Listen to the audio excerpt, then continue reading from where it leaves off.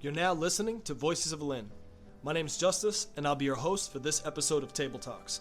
For this series, I'll be speaking with local residents, business owners, elected officials, students, as well as current and former employees of businesses here in Lynn to discuss how the COVID-19 pandemic has had an effect on them either personally or professionally, and what are some of the things that they're doing to get through it.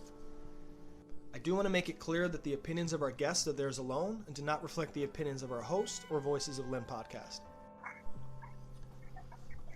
All right, good morning. I have Obed Matul on the line. He's the owner of Full Color Printing in Lynn, and it's also his birthday today, so happy birthday to you, sir. Thank you. You're welcome. Thank you for taking the time to speak with me for the podcast, and also wanted to say congratulations on your baby girl. Thank you, Justin. Good morning to everybody, and thank you for the birthday wishes, and congratulations on my baby daughter. I'm so happy that she was born during these hard times because she's what has kept us going right now. Wow. Yeah, I would like to touch base a little bit on that because I can only imagine how busy it must have been, with people at the hospital with this coronavirus thing. So I want to ask, in your opinion, was it hectic where you were at in the hospital, or was it not too bad? It was very hectic. Can I tell you the whole story? Please, yeah. So it was a Saturday night. We got there, and when we got there, there were the hospital. It was actually very scary because we went to Boston Medical Center, and we parked in the garage. We usually enter through the emergency door. Mm-hmm. That way we don't have to go around the whole campus. But this time they didn't let us through. They had closed off half of the hospital. They had tents all around the buildings. There was so much security. It seemed like a horror movie, like one of those movies that you actually see. So we went in the first time. They tested us, even though my wife was about to go into labor. They still tested us, which was fine. I was fine with that. They wanted to be sure that we were safe. They took a temperature. They checked our symptoms. Then we passed that, and they let us in. Once we got into the hospital, they were saturated with patients, and they actually didn't really want to receive us. One of the doctors told us that my wife was not ready, that we had to go home because they didn't have space for us to wait. And even though she was about to go into labor, they couldn't hold us there because they didn't have enough beds. They didn't have enough space for us. Wow. So we got sent home. We came home literally 5 minutes after we got home. My wife's water broke. Oh my God. So I had to call the hospital, and I told them, listen, I know you guys said that you guys have no space, but my wife's water just broke, and the baby's coming, and we cannot have the baby here in the house because we're not doctors. So they transferred us to another doctor, and they said, come back, come to this building. We'll make space for you guys. So we went back. Same thing. We had to go through security. They checked us. We went in. The doctors they had so much pressure, but I have to thank the staff there. Even though they had so much pressure, the service, they were just amazing. They were great.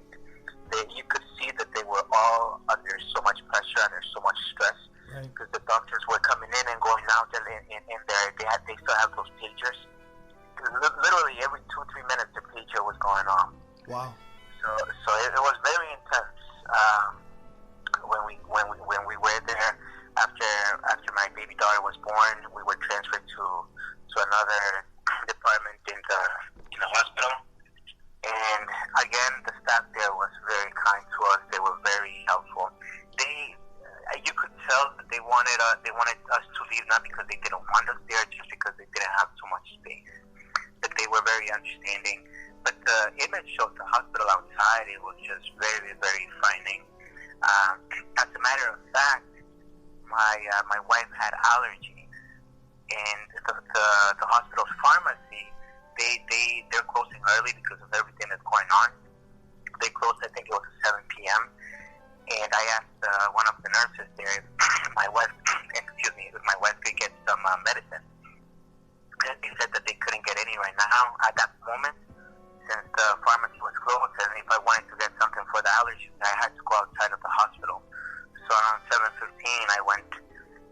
cried leaving the hospital, and it was at night. It was a whole different world. Super, super scary. I went out of the hospital.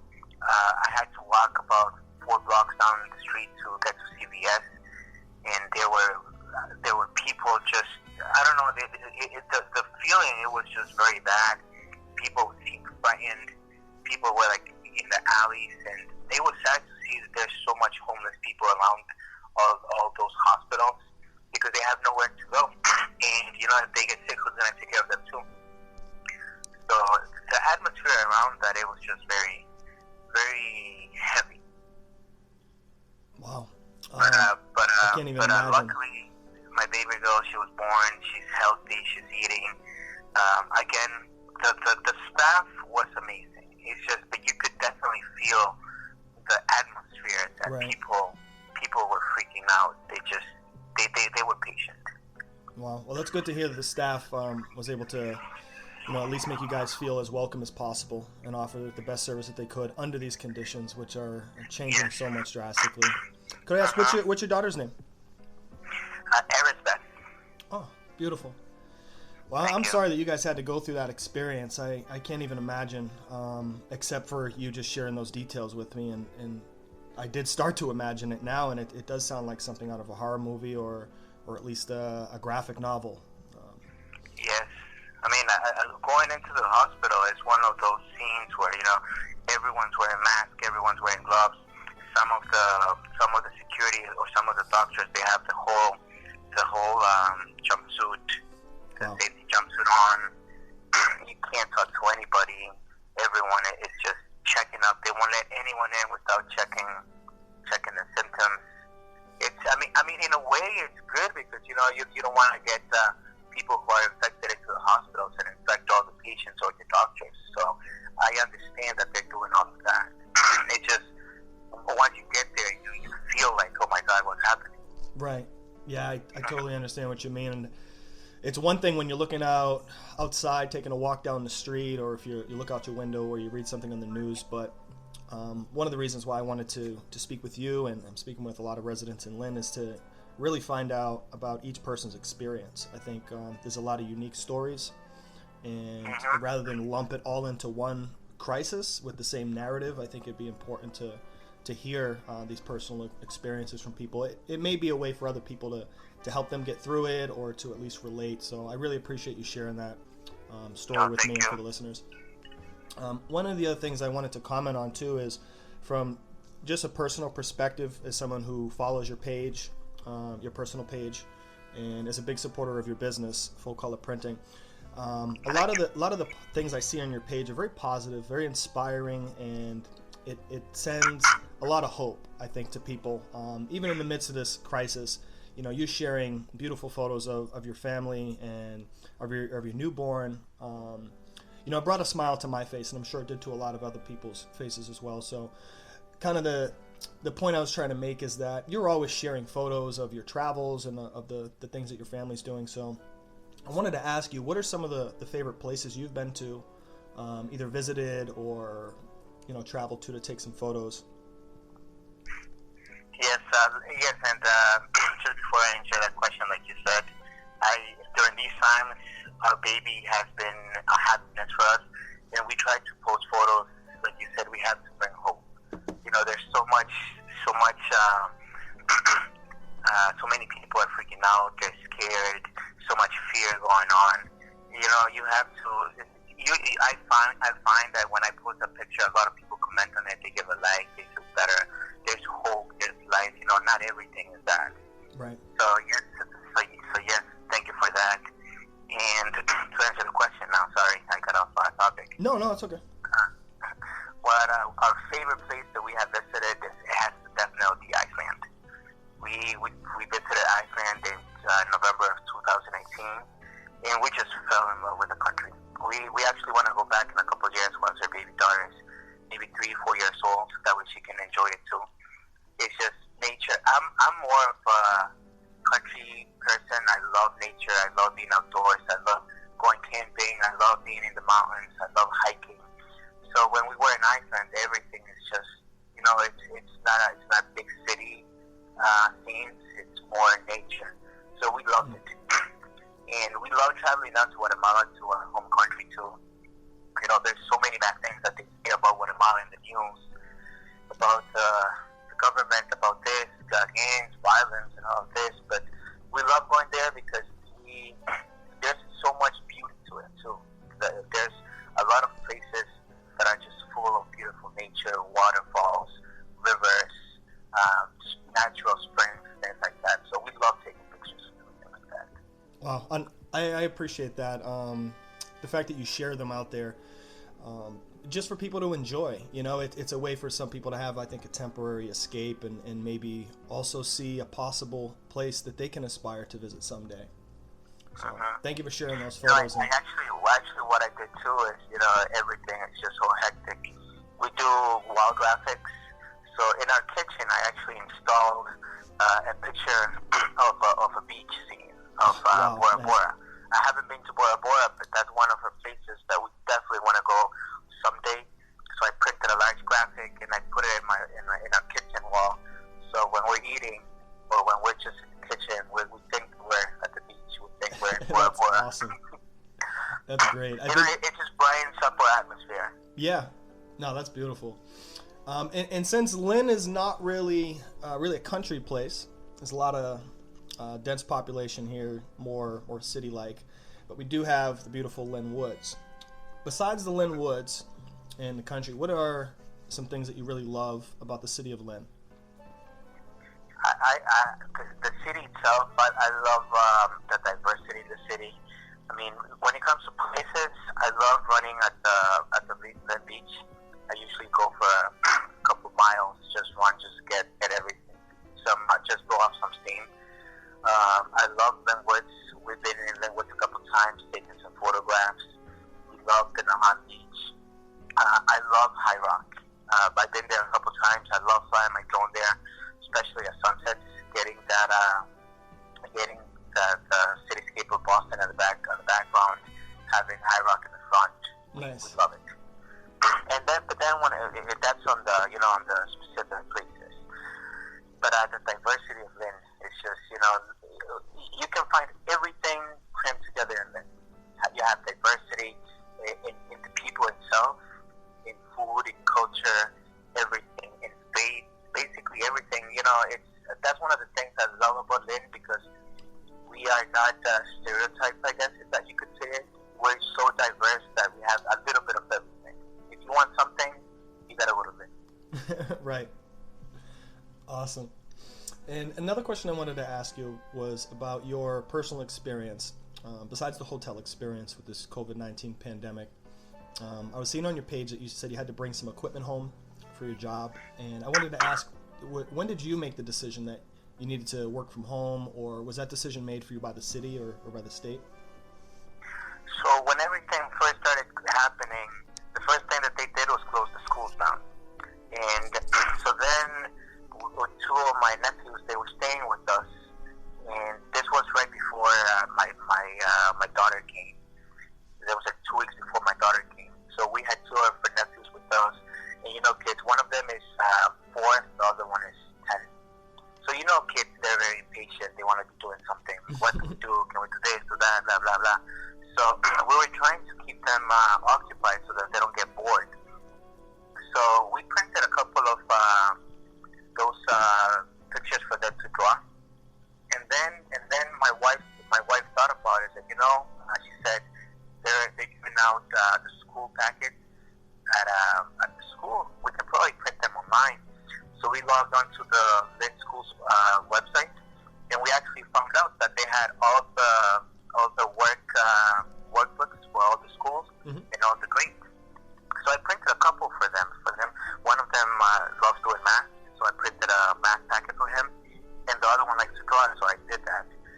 And then my wife said, "If I'm sure that we're not the only ones with kids at home not having anything to do, why don't we print some packets for our friends and family? Maybe they need them too." So she came up with this idea, and I don't know if you saw it on Facebook. With the company, we decided to print free packets for parents, for their kids. That's amazing. Workbooks. Wow. For them to do at their house. When we talked about it, we thought maybe we can print 50 or 60 packets for kids and give them out for free. And so we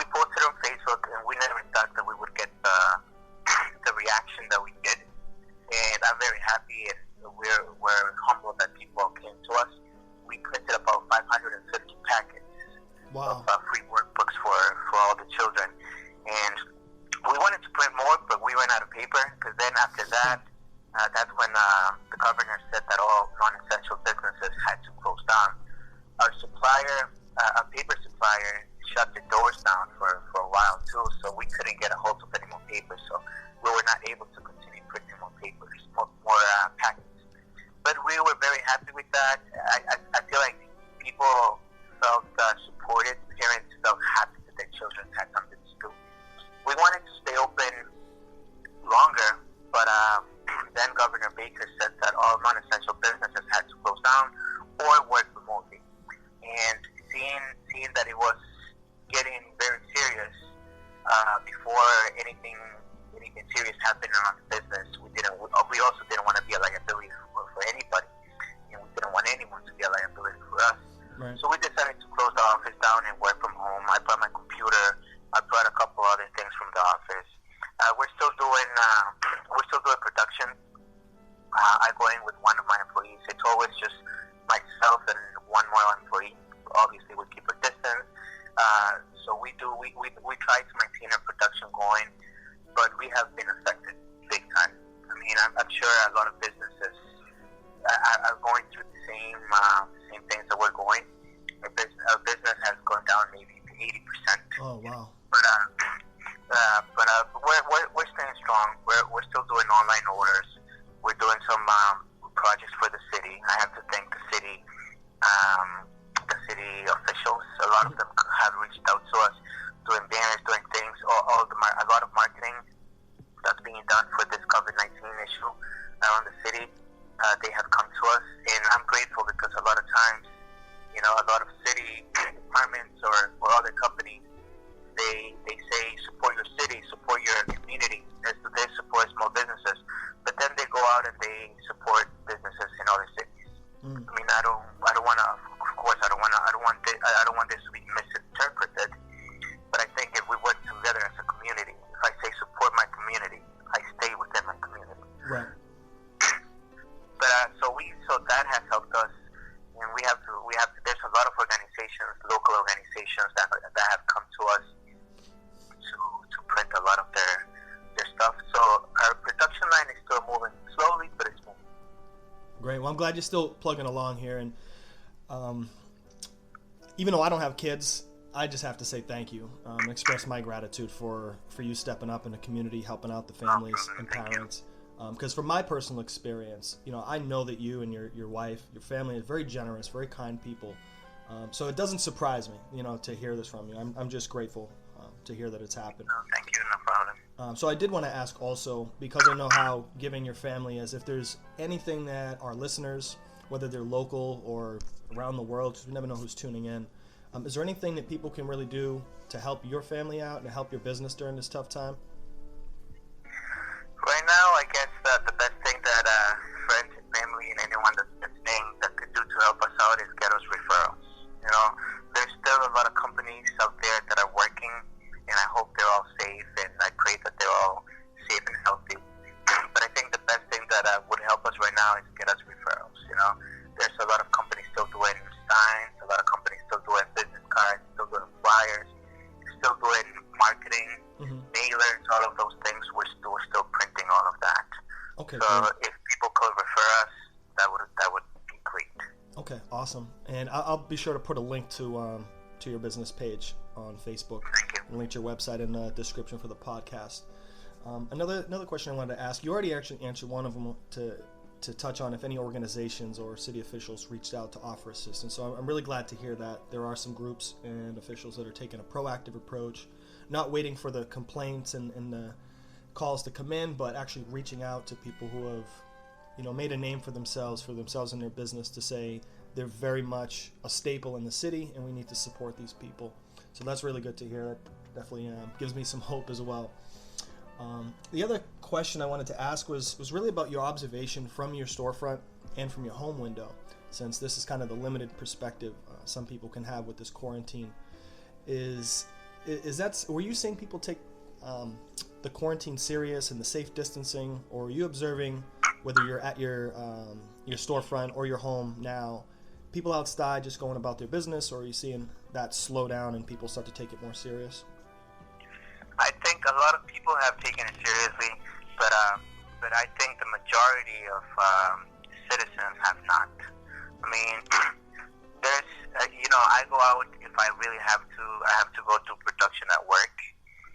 I only go out if I have to go print something at work and have it ready for someone to pick it up. And as a matter of fact, a lot of right now what we're doing is we're shipping out our orders, even if they live in Lynn. Maybe or we try to drop it off. That way, people don't have to go to our store. Okay. Because we're closed, so there's no one there to if people want to go pick it up. The only way they pick it up is if they have to let me know we're gonna come at this time, and then I go and they give it to them, or we drop it off, or we ship it out to them. But so that's the only reason I go. The only reason I go out is because I have to take my daughter to her doctor appointments. But one thing that I've noticed on the way back home, like the other day, I was driving back home from my daughter's appointment. I drove by Lynn Beach on the way home. There were so many people out there. It seemed like people were just on vacation. Wow. You know, I get it. People say, I'm at the beach. I'm still keeping my distance from everybody. The people don't understand that even if they're still keeping their distance, the virus still survives in the air for, I think they said, 2 hours.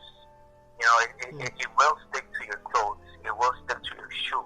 So even if you're still keeping your distance, the virus will not keep its distance. You know, right? It's like I think a lot of people they're too confident. I'm too healthy. Nothing's gonna happen to me, and they really need to realize that this is serious. You know, I was telling my wife, I wish I had enough money to not have to go to work. I'd close the business for 2-3 months and not worry about anything and just stay home all day long. Unfortunately, that's not the case, and bills are coming, these payments are coming, all of those things are coming. So in our household, I'm the only one that goes out to work. But I think people really need to realize that this is something serious. No matter how healthy you are or how young or how old you are, the virus will get to you if you're not careful. If it was my decision, I would love to ask the mayor of Lynn and the governor Baker. We need a complete shutdown. Everything. Freeze rents, freeze mortgages, freeze payments, freeze everything, and just shut everything down. Keep people at home. I think that's the only way that people are going to realize how serious this is, and at the same time, it's what's going to keep us healthy. Right. You know, I hate going out, but I have to because I don't have other choice. But when I go out to work, I'm putting myself at risk and I'm putting my family at risk, not because I want to, because I don't have an option. Right. But if we had a complete shutdown, everything, people would be home. They wouldn't have to worry about making their rents, making their mortgages, paying off their vehicle leases, paying everything. I think people would be confident at staying home, and we could actually defeat this thing. Right. I was looking at one report this morning that was shared by a newspaper. Mm-hmm. In the whole North Shore area, Lynn is leading in number of cases and in number of deaths. Between Chelsea, Revere, Everett, East Boston, and all the North Shore cities, we are leading the way. Wow. It shouldn't be that way. West City, Lynn is. They say that Lynn is like the Cambridge of the North Shore. That means that we have smart people here. We have people who know what they're doing. Yep. People who should, or at least should know what they're doing. We should not be leading the way. We should be leading the way in an opposite way. Right. We should be the ones who should be an example to other cities. Unfortunately, that's not the case. But I think if people start taking it serious, we can still do this.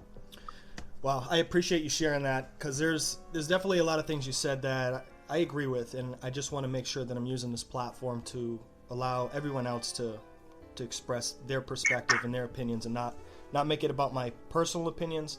But I do agree with a lot of what you said, and I can touch on a little bit of that. I did reach out to our public health department to ask if there's any plan coming or any discussions of a plan to shut the city down. I've also contacted community development. Spoke to Jamie Marsh to ask if there's any plan or proposals for plans being discussed, that's relevant to any of the community development block grant funds and federal funding. I believe it's under the CARES Act, where there's specific funding allocated or to be allocated for cities to step up their testing sites or quarantine sites and be able to train healthcare workers so that we can speed up the testing process. And I was directed to the mayor's office, so I've been reaching out to the mayor's office. Have been unable to get a conversation with any of the aides to answer the questions. They've asked for my questions to relay to the mayor to then get back to me. So I'm trying to find out some of that information myself. So I really appreciate you sharing from your personal perspective and experience, but also putting a call out there to the mayor and a call to the governor, because I think that's super important for more residents and business owners to be able to do that. I'm not sure if it's up to the mayor to shut down the city, though, or that's a call that has to be done by the governor. I do know that the mayor's office they've been doing a lot of signs, a lot of banners to close down parks, to close down parking lots, to close down those things there. And I thank them for doing that. I think that's a step. But I think that there's a lot more that can be done either at a state level. Okay. All right. I think at this point we're just going to either keep getting information as the reports come out, but questions like this, or a call to our governor, a call to our mayor to ask about this, I think we need to have some statement put out either from the mayor's office or the state to let us know what is the path moving forward. The uncertainty, I think, is creating a lot more tension, a lot more stress for people, particularly around the rent and the mortgage issue and the income issue. So since you already spoke about it a little bit, about the bills just keep coming in and piling in, I did want to ask one of the last questions, if you would support or know of any other business owners and residents that would support not just the freeze of rent, where debt's going to pile up and at some point it's all going to need to get paid back, or if you would support the cancellation of rent and mortgages until this crisis is over. Do you think there should be a freeze or a cancellation and some sort of relief from the federal government? I think that's a tough issue because there's so many point of views. If you cancel the rents and mortgages, who wins, who loses? If you freeze, I think, in my personal opinion, I think freezing them would be ideal, and then people could work something out and to pay it off in small payments. Okay. It's a tough one because there's so many people that are home and they're not working. There's some families that have one parent working and the other one not, so they still have a little income going in. But there's a large percentage of families that there's nobody working in the family. How are they going to pay? Right. So you don't want to put the landlord in a position where they're going to lose money. But at the same time, you don't want those families to not be able to make the rent and have to worry. A lot of people go into depression because of these things because they're so stressful. Yeah. Do you think it would be fair if, like, say, a landlord who's dependent upon rental income, that if they were to waive and cancel their tenants' rent, that they should also relieve some sort of financial relief, so that way they're not behind on their payments, but they could actually, similar to like a pay it forward model, like I waive a payment for this person and then my government waives the payment for me. I think that would be ideal. That's one of the things that I know some companies are doing. You defer your payment for 2-3 months, and then you make small payments for the rest of the year just to catch up. Or in a case where people have mortgages, defer your payment for 3 months and just add those 3 months at the end of the term. Okay. Yeah, I think, in my opinion, that would be ideal. So at the same time, like you said, there's a lot of homeowners that are dependent on rent. Yeah.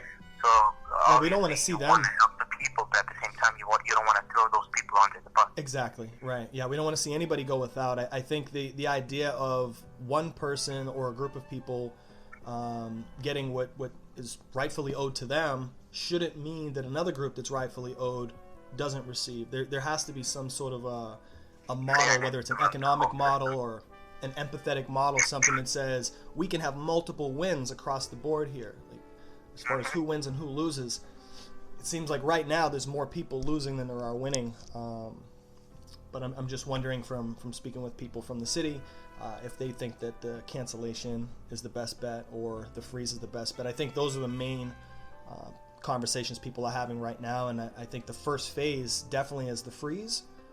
But even that is making people wonder what happens 3 months, 6 months down the line when nobody's really told us when we can get back to work, or when we can get back to social gatherings and so forth. So I appreciate you sharing your input on that and your perspective. I think we all know that there's not really a right or wrong answer. It's just time to start throwing a whole bunch of ideas in the pot. You just gotta find a fair spot, for everybody. Yep.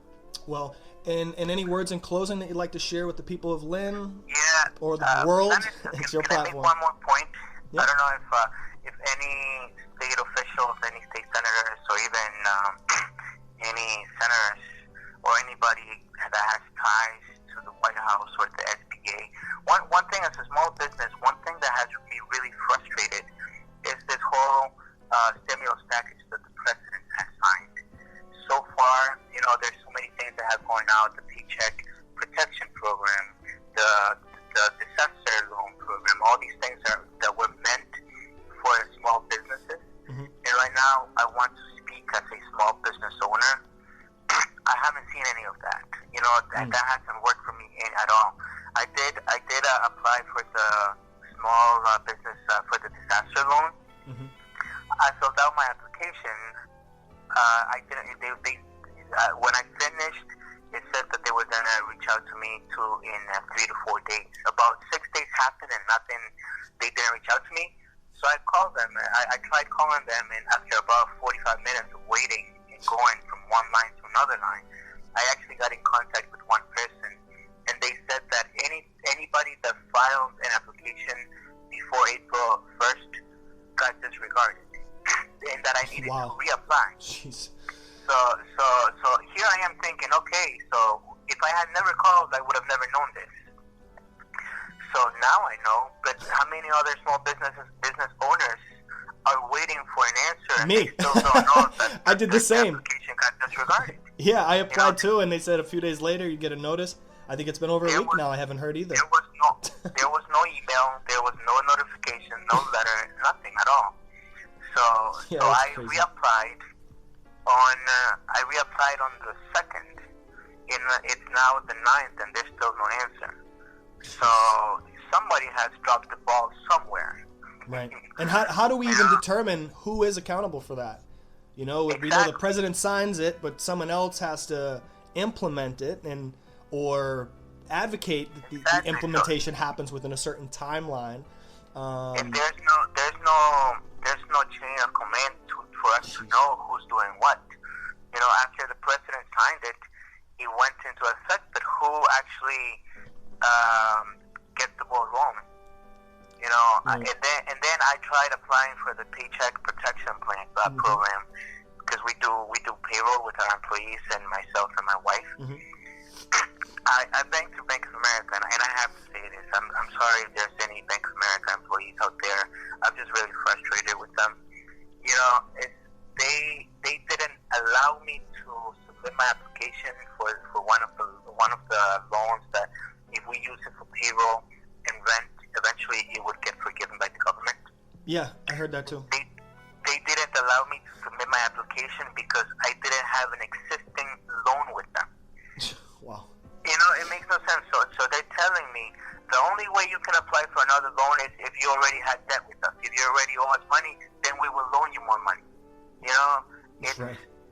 It makes no sense. Well, it should be that, okay, you don't have any loans, you don't have any debt, you qualify for this loan, you qualify to be able to get these things. But because I didn't have an existing credit line, an existing loan with them, they didn't accept my application. So now I'm in the air floating because other banks tell me we cannot accept your application because you're not our client. Wow. Yeah, so what do I do now? Yeah, it's like going in circles. Just going in circles. It's just this whole stimulus package for small businesses right now. It just has me a little bit frustrated in the fact that I don't know what to do. There's no one out there really telling us, okay, you guys gotta do this. If you can go through this, do that. And I have to thank Francis Martinez from the North Shore Latino Business Association, because she has been tremendous help to us. I reached out to her and I told her, listen, this is happening. So she gave me a list of lenders that could help me. She's giving us a lot of information. Awesome. That's good to hear. Same thing with Sam, Joe, and Christine from the Chamber of Commerce. They've been an amazing asset. They've been helpful. They've been sending out information. If you need this, you need this. So right now, basically, all the help we have, and I'm sure that I'm not saying this just for myself. I'm sure that I'm saying this for a lot of small businesses in the city. All the help that we have is the North Shore Latino Association and the Chamber of Commerce right now, because banks have turned their backs on us if we're not their clients, or if we don't have open loans with them, they're not helping us. Wow. You know, so is anybody talking? Is anybody in these groups talking about how the financial tech sector can streamline this process of getting small business owners their money? Sorry, say that again? Has anybody in either the North Shore Latino Business Association or the Chamber of Commerce, is there any conversations going around about how the financial tech sector is able to step up and get small business owners, their money sooner? The Chamber of Commerce actually did this live event where one of, I'm not sure who it was, but there was a person who was explaining, and I watched the whole what do you call it, the whole show, I guess you could say. I watched it, and they explained what programs were out there. They explained that you have to, what paperwork, what information you as an applicant need to have ready. And that helped me a lot because I have like 4 applications ready because of that. So right. I have to thank the Chamber of Commerce for putting out that information. And if people have any questions about that, definitely reach out to them. But after that, you know, so okay, they say, so this is what you need, and this is where you apply, and then that's where we're left off. They give us great information. We have everything ready to go. But now, the people who are supposed to process these applications are not doing their parts. That's where I'm a little frustrated, because now the banks are not doing their parts. And some of them are asking, okay, we'll do this, but we need this, we need that, we need, you know, they need like 20 different requirements. Wow. Like, at this point, you know, and someone posted this on Facebook too, and I agree with that. At this point, I think that the only way small businesses are going to survive is relying on each other, relying on the community, because the government seems, yes, and I don't want this to be misinterpreted. I don't want anyone to think that I'm talking bad about anything. It's just the government seems to be wanting to help us, but they're not doing it. So I think I understand totally. And I'm saying this as a small employee. You know, like I said earlier, our business has gone down 80%, and the city has helped us a lot. The city hall, the mayor's office. How about EDIC? They're an economic arm for the city. Are they helping out any small business owners? Or? I actually have. I'm actually thinking of reaching out to them this week. I haven't gone out to them because like I said, my first thought was go to my bank, because it's my bank. I've been banking with them for 6-7 years. I do my merchant services with them. I think I'm a good client. So, you know, the first thing you say to yourself, okay, so I've been with this bank for so long, I think they'll be able to help me out. But then, in a perfect world. So now my next step is going to be reaching out to them over at City Hall. But the mayor's office has reached out to us. They have sent work to us. Awesome. Council office has sent work to us. So I have to thank them because, they cannot help us in the fact or in getting us loans or getting us funding, but they help us in giving us work. Yeah, in other ways, I'm sure they could definitely play their part and help out. That's great to hear. Part. It's just I feel, and I know this is not up to the mayor. It's more up to the governor, but they need to do something to let these banks know that they're here to help. Yeah. In what was it, 2008, 2007, the government bailed them out. Now Yep. the government is passing all these stimulus packages to basically bail them out. Bail them out again. Yeah, I can't wrap my mind around it. but they're not doing their part in helping the small businesses. Yeah. So I'm sorry if I sound a little frustrated with them. It's just, No, you have every right to be. A lot of us have a right to be frustrated. I think the part that we're trying to navigate right now is how do we communicate our frustrations that are very we're right in that feeling, but how to be effective in making some sort of change with that. I think the first part is not accepting it as just normal business. It's not normal business. This is something to be upset about. So hopefully this is able to inspire or drive some change. I'm sorry, go ahead. Sorry, and on top of all of this too, I don't say this just because of me and my business. I don't say that just because I need the loan. I say this because I was thinking when they told me you need to resubmit your application, I started thinking about all my friends. I have a lot of friends who have small businesses. Say, what are they doing? And I have a lot of friends who own restaurants in the city that they had to close down completely. A couple of them are still doing takeouts. But who's going to bail them out? The banks are not doing it. Who's going to help them out? A lot of these businesses are going to end up closing for good, going bankrupt because let's call it the banks and the government are really not playing their part the way they're saying they should. Right. Yeah. Yeah, it is disheartening, but I thank you so much, Obed, for sharing your personal experience, your perspective, and some ideas that may be able to drive some change moving forward. I do hope that more people that are tuning in take this opportunity to share their story and also take some of the perspective that you've shared and apply that to their life. I think it may help people view what's going on from a more optimistic viewpoint. So thank you again. Thank you. And I just want to say to everybody, stay strong, stay safe. Go out as soon as you go out your door, just make sure that you're using gloves, you're using masks. Just take it seriously. Right on. Thank you again, Obed. And again, I hope you enjoy the rest of your birthday. And thank you, Justin. And be well. We'll talk to you soon. All right, take care now, man. Bye-bye. All right, take care now, man. Bye-bye. All right, take care now, man. Bye-bye. All right, take care now, man. Bye-bye.